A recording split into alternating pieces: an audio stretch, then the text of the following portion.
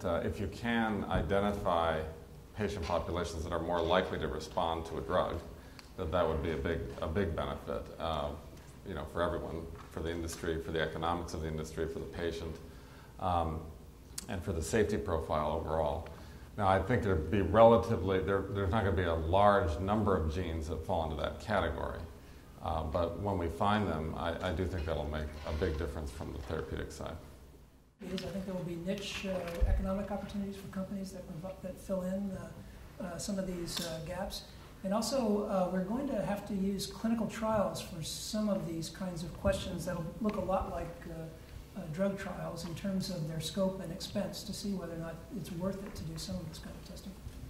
I think there was a lot of hype, and I don't mean that necessarily in a bad way, but a lot of excitement about the potential for the first quote that I put up, people to go in, get all their genomic information, and know exactly what's going to happen to them. And I think there's been a bit more of a softening and more realistic expectations about the areas in which this has the most potential, and pharmacogenomics, I think, is certainly one of them.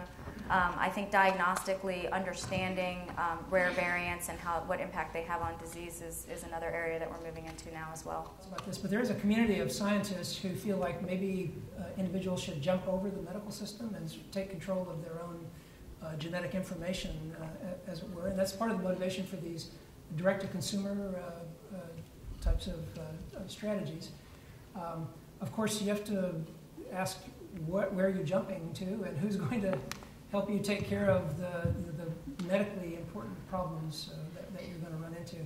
And genetic information is not going to repair your hernia or make your feet hurt less if you get plantar fasciitis or something like that. So the medical system is not going to be displaced by this information. It should be part of a more comprehensive system revision as we move forward.